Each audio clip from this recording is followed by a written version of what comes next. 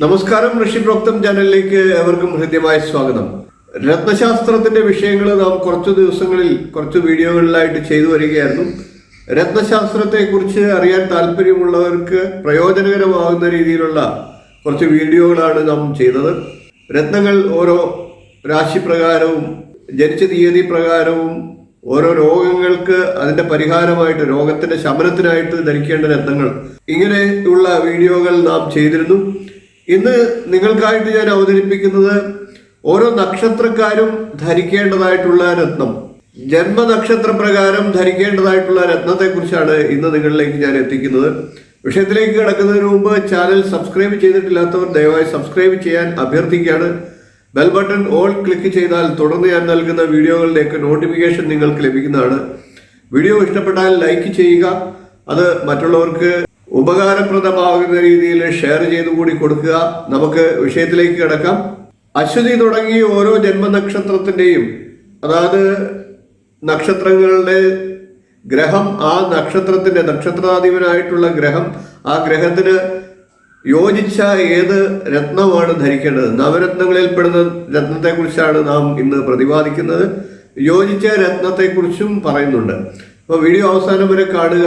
നമുക്ക് വിഷയത്തിലേക്ക് കടക്കാം. അശ്വതി, മകം, മൂലം, ഈ 3 നക്ഷത്രക്കാര് അനുജന്മ നക്ഷത്രങ്ങളാണ്. ഈ നക്ഷത്രങ്ങളുടെ നക്ഷത്രാധിപനായിട്ടുള്ള ഗ്രഹം കേതുവാണ്. കേതുവിന്റെ രത്നമായിട്ടുള്ള വൈഢൂര്യമാണ് ഇവർ ധരിക്കേണ്ടത്. ഭരണി, പൂരം, പൂരാടം എന്നീ നക്ഷത്രങ്ങൾ അനുജന്മ നക്ഷത്രങ്ങളാണ്. ഈ നക്ഷത്രങ്ങളുടെ നക്ഷത്രാധിപൻ ശുക്രനാണ്. ശുക്രന്റെ രത്നമായിട്ടുള്ള വജ്രമാണ് ഇവർ ധരിക്കേണ്ടത്. കാർത്തിക, ഉത്രം, ഉത്രാടം എന്നീ 3 നക്ഷത്രങ്ങൾ അനുജന്മ നക്ഷത്രങ്ങളാണ്. ഈ നക്ഷത്രങ്ങളുടെ ഗ്രഹം, നക്ഷത്രാധിപനായിട്ടുള്ള ഗ്രഹം സൂര്യനാണ്. സൂര്യന്റെ രത്നമായിട്ടുള്ള മാണിക്യമാണ് ഇവർ ധരിക്കേണ്ടത്. രോഹിണി, അത്തം, തിരുവോണം എന്നീ 3 അനുജന്മ നക്ഷത്രങ്ങളുടെ നക്ഷത്രാധിപനായിട്ടുള്ള ഗ്രഹം ചന്ദ്രനാണ്. ചന്ദ്രന്റെ രത്നമായിട്ടുള്ള മുത്താണ് ഇവർ ധരിക്കേണ്ടത്. മകയിരം, ചിത്തിര, അവിട്ടം എന്നീ 3 അനുജന്മ നക്ഷത്രങ്ങളുടെ നക്ഷത്രാധിപനായിട്ടുള്ള ഗ്രഹം ചൊവ്വയാണ്. ചൊവ്വയുടെ രത്നമായിട്ടുള്ള ചുവന്ന പവിഴമാണ് ഇവർ ധരിക്കേണ്ടത്. തിരുവാതിര, ചോതി, ചതയം എന്നീ 3 അനുജന്മ നക്ഷത്രങ്ങളുടെ നക്ഷത്രാധിപൻ രാഹുവാണ്. രാഹുവിന്റെ രത്നമായിട്ടുള്ള ഗോമേതകമാണ് ഇവർ ധരിക്കേണ്ടത്. പുണർന്നം, വിശാഖം, പൂരുട്ടാതി എന്നീ 3 അനുജന്മ നക്ഷത്രങ്ങളുടെ നക്ഷത്രാധിപൻ വ്യാഴമാണ്. വ്യാഴത്തിന്റെ രത്നമായിട്ടുള്ള മഞ്ഞ പുഷ്യരാഗത്തെയാണ് ഇവർ ധരിക്കേണ്ടത്.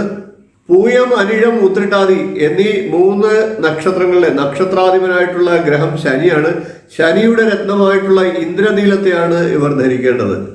ആയില്യം, തൃക്കേട്ട്, രേവതി എന്നീ 3 അനുജന്മ നക്ഷത്രങ്ങളുടെ നക്ഷത്രാധിപനായിട്ടുള്ള ഗ്രഹം ബുധനാണ്. ബുധന്റെ രത്നമായിട്ടുള്ള മരതകം ആണ് ഇവർ ധരിക്കേണ്ടത്. നക്ഷത്രപ്രകാരം രത്നം ധരിക്കുമ്പോൾ ജാതകം നോക്കി ആ രത്നങ്ങൾ നമുക്ക് ധരിക്കാമോ, ആ ഗ്രഹങ്ങൾ അനുകൂല ഭാവത്തിലാണോ നിൽക്കുന്നത്, അനുകൂല ഭാവാധിപത്യമുണ്ടോ എന്നെല്ലാം നോക്കി ധരിക്കാം എന്നുണ്ടെങ്കിൽ മാത്രമേ ധരിക്കാൻ പാടുള്ളൂ. ദോഷസ്ഥാനത്ത് നിൽക്കുന്ന ഗ്രഹങ്ങളുടെ രത്നങ്ങൾ പരമാവധി ഒഴിവാക്കുക. വളരെ അത്യാവശ്യമുള്ള സന്ദർഭങ്ങളിൽ മാത്രം, ഉദാഹരണമായിട്ട് ഗ്രഹദോഷത്തിലോ രോഗത്തിനോ ഒക്കെ ധരിക്കുമ്പോൾ നമുക്ക് പരീക്ഷിച്ചതിന് ശേഷം ധരിക്കാം. അല്ലാതുള്ള അവസരങ്ങളിൽ പരമാവധി നമുക്ക് അനുകൂലമല്ലാത്ത ഗ്രഹങ്ങളുടെ രത്നങ്ങൾ പരമാവധി ധരിക്കാതിരിക്കുക. രത്നധാരണത്തെ പറ്റിയുള്ള പൂർണ്ണ വിവരങ്ങൾ മറ്റു വീഡിയോകളിൽ ഞാൻ ചെയ്തിട്ടുണ്ട്. രത്നധാരണം എന്ന വീഡിയോയിൽ മുഴുവൻ കാര്യങ്ങളും ഇത്തരത്തിൽ പ്രതിപാദിച്ചിട്ടുണ്ട്. കൂടാതെ ഓരോ വ്യക്തികളും ധരിക്കേണ്ടതായിട്ടുള്ള രോഗങ്ങള് തുടങ്ങി ഓരോ ആവശ്യങ്ങൾക്കായിട്ട് ധരിക്കേണ്ട വിവരങ്ങൾ മറ്റ് വീഡിയോകളിലായിട്ട് കഴിഞ്ഞ 2-3 ദിവസമായിട്ട് നാം ചെയ്തിട്ടുണ്ട്. ആ വീഡിയോകളിലെല്ലാം കണ്ടിട്ടില്ലാത്തവർ കാണുക. എൻ്റെ സ്ക്രീനിലും ഡിസ്ക്രിപ്ഷനിലും ഒക്കെ അതിൻ്റെ വിവരങ്ങൾ കൊടുക്കുന്നതാണ്. രത്നശാസ്ത്രത്തിൽ നല്ല അറിവുള്ള ഒരാളെ നമ്മളുടെ ജാതകം കാണിച്ചതിന് ശേഷം മാത്രം രത്നധാരണത്തിലേക്ക് പോവുക എന്ന് ഒരിക്കൽ കൂടി ഉപദേശിച്ചുകൊണ്ട് നിർത്തുന്നു. അടുത്ത ദിവസം നമുക്ക് അടുത്തൊരു വീഡിയോയുമായി കാണാം. അതുവരെ നമസ്കാരം.